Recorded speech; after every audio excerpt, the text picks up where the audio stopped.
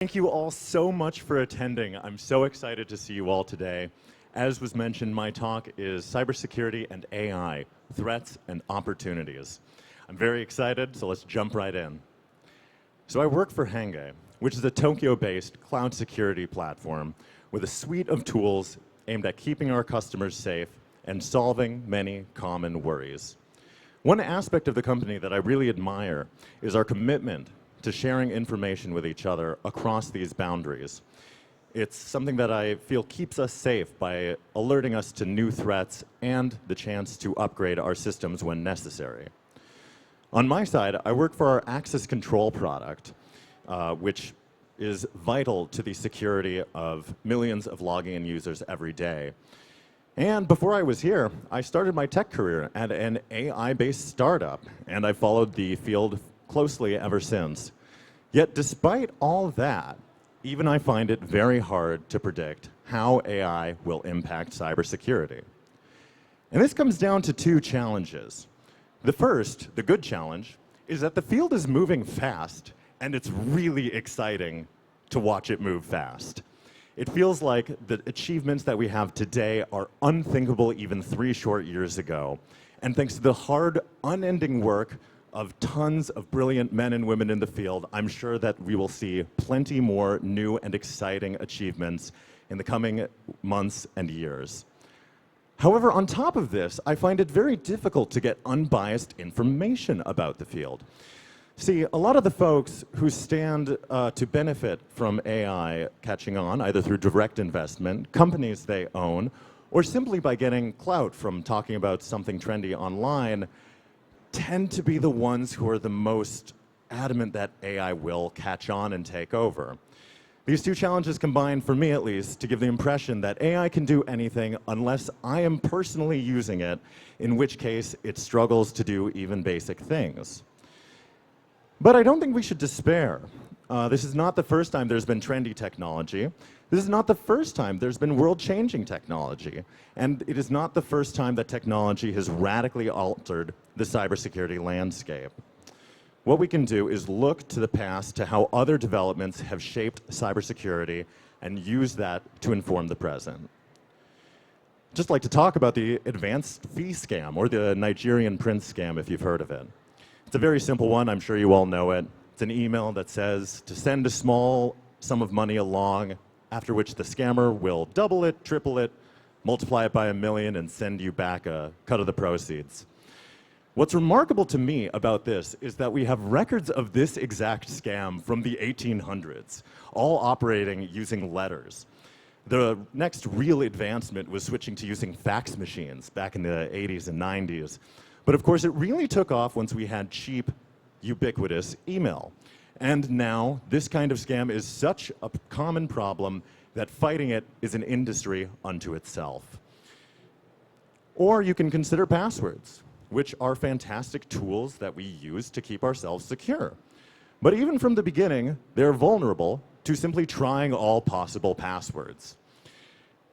This used to be only the realm of attackers who owned supercomputers, really just governments. But as the cost of compute has fallen, and especially as cloud software has come into the common area, we find that nowadays you can rent a supercomputer for the hour or so it would take to crack a specific password, and all of that would only cost $1 or $2 US. Again, the exact same attack, unchanged since the development of passwords, but thanks to shifting technology, it's become practical.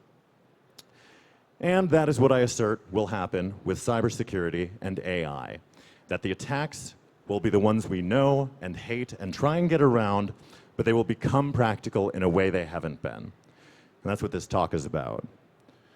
So here, I want to stress a few things. That AI is not magic. It is a tool. And like all tools, it has strengths and weaknesses. Moreover, I'm going to assert that AI will primarily amplify existing trends that we've already seen, where attackers take advantage of its fantastic strengths and defenders fall victim to its weaknesses. And last, if you take nothing away from this talk, I want to stress that adopting good habits now will protect you even as these fields shift and change before our very eyes. I'd like to start off by talking about AI and cybersecurity from the attacker's perspective. I think that it's a little bit more interesting, a little bit more visceral to start with. And a great quote that I'd like to lead with is one that I heard at the FIDO Alliance's APAC Summit discussing passkeys. They said that these days attackers don't break in, they log in with credentials you give them. This was in reference to falling rates of malware and increasing rates of phishing and fraud attacks to trick users into handing over their credentials. And, of course, I'm sure you can all predict that phishing will be the most significantly affected attack by AI. We already see mass phishing emails with faulty links, manufactured errors, and lies to try and extract information. However, LLMs are already at the point where they can generate perfectly good text.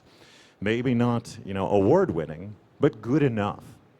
And so, already, and certainly more in the short-term future, we will see attackers who can have automated, customized phishing attempts with automated, customized replies to those phishing attempts.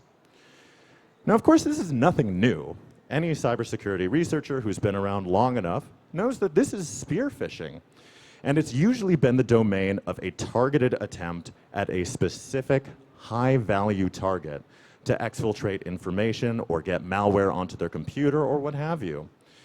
But thanks to these falling costs and ease of automation, we are now approaching a time when we are all high enough value for these tools to be used on us. This is compounded by the fact that deepfake technology is getting more popular by the day, getting cheaper, and getting more realistic looking. Now we have to worry about phishing attempts, both from email, but also from calls and now video calls. We are past the point where someone who looks, sounds, and acts like your boss video calls you with a realistic sounding emergency that can only be solved by you sending them a number of Amazon gift cards. And sadly, this is already a common scam, at least in the US and in Japan, except it is mostly targeting older folks. People call them up claiming to be children, grandchildren, and requiring money for an emergency. It's really very sad, and I struggle to know what we're going to do. The advantage, of course, is that, phishing has been around a long time. We have ideas on how to treat the worst symptoms of these attacks. Key among them, something I hope you all do, is turn on multi-factor authentication where you can. Nothing will protect you better for a faulty link than relying on additional methods of getting you securely into your accounts. On top of that, a lot of these scams rely on you assuming that there's an emergency. They start by telling you something unreasonable has happened and you need to act quickly or else some horrible consequence will arise. This is a very purposeful move to shut off the rational part of your brain and trick you to acting quickly before you can realize that something doesn't feel right. If you have these emergency plans and contingencies in place, not only will you be better protected against phishing attacks, but should these unfortunate emergencies arise, you'll be better prepared to face them. And lastly, more just a personal recommendation, I've already had the conversation with my parents where I told them that someone might call them with my voice and my face and tell them that I'm in an emergency. We now have a password that if I don't say it, they should assume I'm faking them out somehow.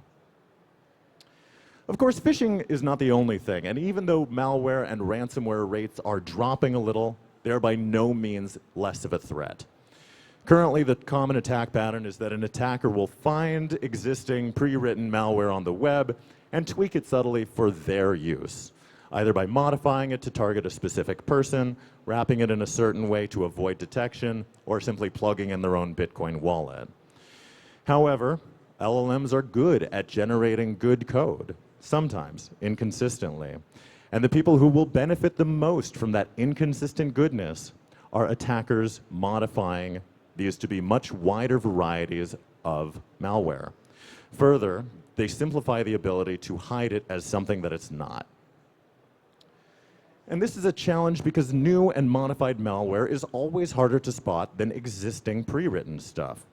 A lot of the antivirus software that we use every day has a bank of fingerprints of existing malware that they've found in the wild that it can then look for on your computer. And so even if it is an amateur attempt to rewrite something and make it secret, more evasive, or more dangerous to you, the user, even that amateur attempt could make it slip by under the radar. What's more, as these costs to make and modify malware fall, it becomes more practical to target small and medium-sized businesses. After all, in the old days, if you could target a multi-million-dollar industry for your ransomware, that's the best bang for your buck. But as we've seen, falling prices mean that you can expand operations. And if you look towards current trends, the way that malware is most frequently being disseminated is actually by manufacturing bootleg apps these days. People tend to have worse security on their phones and install applications from a wider variety of sources. This image is a pretty good reconstruction of something that I saw on a friend's smartphone, where she had the application Chrome and the application Chrome, but italicized. It turns out it was sending fraudulent messages using her SMS. Made sure to delete it, but a chilling reminder that these attacks happen to people we know. That said, fighting malware is as old as malware itself. Starting with the most actionable thing that we can all do and should do, ransomware expects you to have irreplaceable data. If your data is replaceable, you can wipe your system, start from scratch, and get away with only a loss in business continuity rather than having to pay some severe price. Further, the more that these bootlegs, apps, and pieces of software come online, the more the benefit to following best practices and buying from official vendors matters. I believe at the keynote yesterday, one of the speakers talked about how cracked and pirated software is a frequent Trojan horse for these things, simply because it's less regulated, and people expect a certain level of sketchiness when they install it. And of course, I've seen firsthand at this conference, there are plenty of brilliant and hardworking cybersecurity experts who are looking into these changing trends and altering anti-malware software to keep us safe. But all these efforts are largely useless if we don't upgrade our software to keep abreast of these changing concerns. Making sure that you keep your computers and mobile phones on the latest software version will help to prevent malware attacks regardless of what the attackers are doing and changing, and regardless of how sophisticated the tools they use. And last up on the attacker's side, I wanted to talk a little bit more about hazardous user text. This is already an issue. The developers in the audience would recognize it as SQL injection or cross-site scripting or any number of faulty scamming techniques where users put in some sort of input into your application and break it. However, as we integrate LLMs and AIs into our products, we should be aware that these tools often struggle to determine what is and isn't an instruction. So as we integrate these products more and more, we face a future where users might politely ask our products to break themselves. And this is kind of the other side of the coin. A lot of the coolest innovations that AI has brought us are computers doing human-like tasks with human-like ease and computer-like efficiency. However, this also means that these AIs are liable to make human-like mistakes, and as people in the industry, we have to assume it'll be at the worst possible time. Additionally, it is often joked about how humans are the weak point in most systems, either social engineering attacks to slip past trust boundaries, or simply tricking someone into installing software they shouldn't. No matter how sophisticated your defense is, someone who clicks run as administrator and runs a program as the administrator will get what the program wants. And of course, something that we should keep in mind, the latest, trendiest thing is agentic AI, which I'm sure we've all have heard at this very conference and others. These are AI agents that can take more actions for you. But of course, the more actions they can take for you, the more dangerous it is if and when they mess up. These privileged things should be assumed to make the worst choice at the worst time on your behalf. Of course, we should already be sterilizing our input, taking care to make sure that we're avoiding SQL injection and cross-site scripting attacks are already par for the course in the software development industry. And this should only get more strict as we add in additional AI systems. Further, returning to the idea of trust boundaries, where you consider what is and isn't trusted in your system, is an increasingly good idea. But rather than just considering user input suspicious, we should also consider what AI makes in response to be a suspicious product as well. And of course, principle of least privilege, where possible, we should limit what these agents are capable of. After all, if you take user input, do AI analysis on it, and then directly return that response, you're risking leaking data. If instead you have it pre-select a written reply that you're in control of, you've hardened your system and quite possibly reduced your bills as well. Moving on, I'd love to talk a little bit more about the defender side. An often quoted adage is that attackers only have to succeed once, whereas defenders have to succeed every time. And while no doubt it's true that a lot of these AI-empowered threat monitoring tools and traffic analysis tools and things that will keep us legitimately safe and revolutionize the industry, they only have to fail once to become a challenge. And on that topic, I'd like to discuss vendor risk. In software, we already have to deal with a reality where many startups especially go out of business. And if those businesses were vital to our operation, we're left scrambling to replace or make our own version. Of course, if we employ an AI-backed company, they depend on a black box piece of technology, which is hard or maybe even impossible to debug. And as a result, we face a future where a company that we employ to do important work for us may change its core system in a way that we don't understand. This is especially true during a hype cycle, and AI is the definition of a hype cycle. If you don't believe me, just check your program and count up the number of AI talks. So as these companies, some fall, some stay by the wayside, and some surge to the front, we must also be aware that even the winners who do good, reliable work may simply change their models or their system prompts. If you search, has ChatGPT gotten worse? You get an incredible variety of answers, both from OpenAI's own developer forums, from Reddit, and any other developer-centric news source you find online. And the question is, are they right? It's impossible to tell because I can't look into OpenAI's black box. And of course, an increasing risk is when these companies fail, what happens to that data? A recent issue in the US has been that genome and ancestry company 23andMe has gone out of business. And now the question is what the millions of Americans who sent in their genes to be sequenced, what will happen to all of that data, including the gene sequence of my mother and grandfather? Terrifyingly, it seems that the answer is it will be sold to the highest bidder, which is not something that you want to happen to the data you send to an AI company. Now, the most thorough solution and the one that has the most drawbacks is to run your own open source models in the cloud. The distinct advantage of this is the level of control that you would have over this system. I imagine many people here already have an AWS, Google Cloud Platform, or Microsoft Azure bill, and they would be happy for you to add on an additional system to run these models. Additionally, it would guarantee that you have control over what happens to your prompts after you send them. However, I acknowledge that these systems tend to lag behind the cutting edge of technology. You'll get slightly worse performance kind of unavoidably. And moreover, the additional hassle to start may be unworkable for a lot of startups in the field. If you can't run your own service like this, the next best thing you can do is be flexible about the vendors you use. After all, if you can abstract away these crucial services, whether they change, whether they go out of business, or whether they add on more tools and products that you want to use, you'll be equipped to handle it. And lastly, just in here especially, but in general, be aware of the data that you're sending. I used to work for a medical company, and we had incredible amounts of legislation deciding what we could and couldn't do with patient medical records.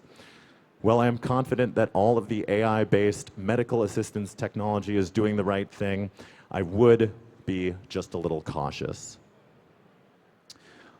A little more relevant to the developers in the audience, we also have to worry about code integrity as people trying to stay on the good side of these tools. We all know that adding code risks adding bugs, an unavoidable fact that we have spent the entirety of software engineering trying to get ahead of. With code generation tools looking and working as good as they do, though, an additional challenge is that they may contain hidden bugs that you are happy to introduce. Part of this is due to the fact that the models that are used for code generation are constantly changing, improving, and rely on a certain level of user skill. The ability to know what to say to get the right output has always been a skill in this and any other software thing. But it also relies on luck. If you put the same prompt into the same model, you will get two slightly different pieces of code back. As to which one is better, that relies on your judgment as a developer. And if you don't have that ability to judge what makes it good, you might introduce bugs. Further, no matter what, you're still the foremost expert on your product.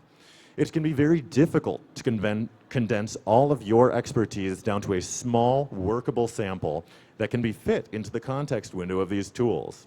And if you miss anything, that means the tool has to make an assumption. And if it makes an assumption, there's a chance that it makes one that introduces something dangerous to your product. And lastly, hallucination of fictitious libraries, functions, and what have you has been an issue since the beginning of code generation, and it hasn't gotten much better. Even though I was using a top-rated model for a personal project of mine, nevertheless, it would consistently make unused variables that were hooked up to nothing. When I called the model on this, it would correct itself, agree that they were not used, delete them, and ignore what it tried to do with them. I predict that these problems will get better, but I don't think they will ever go away. And it's very boring, the stuff that we can do to fix this. It's stuff like tests, making sure that both unit and end-to-end tests are around all of our vital pipeline code. Furthermore, making manageable reviews and getting multiple pairs of eyes on it has and always will be key to keeping yourself safe. If you treat these things as an eager but maybe amateur developer, you are already ahead of the curve. Additionally, I've heard interesting horror stories online of people who use self-directed AI coding assistants which mangle their code repo beyond repair, only to find that they have not actually made a working snapshot. Using something like Git to save what your code looks like at working points, and the ability to roll back to that on your production code, will get you out of this and many other human errors. And of course, if you are determined to insulate yourself from all of the worst that AI code generation can do, using the tools for research is still highly recommended.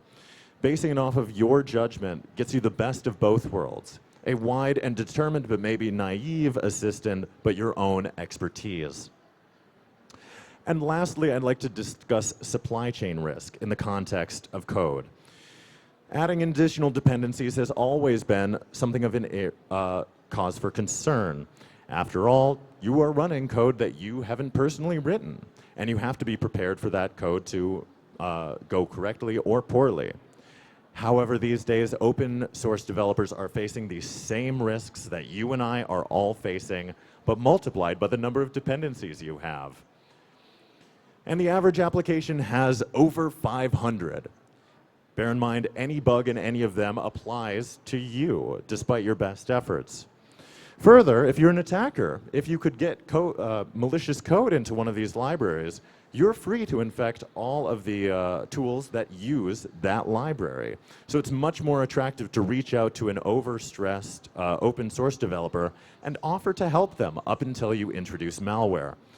This is an issue across your entire application, from DevOps to backend to front end.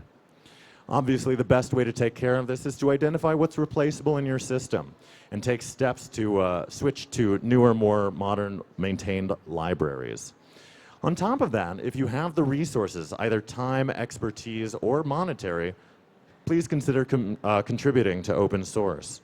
After all, if it's the good people in the audience offering to help these hardworking developers, that helps to drown out the attackers who would do it first. And a more practical note, these things are often possible to automate, adding something that will automatically look through outdated and vulnerable dependencies that you have and flag them for your review. But at the end of this, I do have to mention that we are using tools that are, frankly, controversial. There have always been accusations of plagiarism against them. And more recently, Meta was caught pirating tons of ebooks to train their models. And of course, GitHub Copilot, despite being one of the first in the field, has always faced accusations of laundering open source code for their profit. Further, it feels kind of bleak, depressing, to have attackers sending AI to harm our users while we deploy AI to protect our users, and meanwhile, in the middle, our users' problems go unsolved. But the way I have to look at it is that the attackers will attack regardless. They do not care about the morality of the tools they use. Therefore, we are obligated to try everything in our powers to help these people to stay away from becoming victims of cybercrime. And plenty of good people are already doing interesting and unique work in the field. Whether that's Google's AI-powered fuzzer that's already found a vulnerability in OpenSSL, one of those foundational libraries, or Cloudflare, who's given me the opportunity to put the phrase AI labyrinth in a slide, which delights me. Not to mention all of the many people who are trying to automate and improve code review processes that you can look up on your own time. Further, I know it seems like AI is dominating the attention, but the rest of the field is moving, and it's moving in incredible ways. Keeping that broad understanding will both protect you from surprises from areas that you weren't aware of, clue you into developments that might solve the problems you have, and also make you a more foundationally based, technologically competent person. For an example of this, please stick around. So he's got a great talk on passkeys coming up, and they might be one of the most revolutionary things to help phishing. But more than anything, attackers do want you to lose hope. They want you to be convinced that there is undefeatable malware out there, that there is nothing you can do to stop. Further, it is easy to lose hope, as plenty of people say that AI is coming for every one of our jobs. I am here to tell you, no matter how the future changes, those two things are not true. There will always be hardworking people to keep people safe, and there will always be employment for people who want to keep their users safe. Keeping that in mind will already put you ahead of the curve. Further, I acknowledge that, while it's not right to be pessimistic, it is uncertain. And when things are uncertain, going back to basics is the way to keep yourself safe. The companies here who implement the common sense, reasonable suggestions I've put into practice will be prepared no matter what the industry throws at us in 6 months, in a year, and in 10 years. And lastly, more than anything, I encourage you all to do your own experimentation with these tools. And I encourage you to budget the time for it now. They're interesting, they're cool, and getting an idea of what these things are capable of will make you a more informed consumer of the many cool and interesting products that use them. As always, we're stronger as a community, and I'm grateful that you all showed up to prove that to me. Thank you all so much for your time and attention.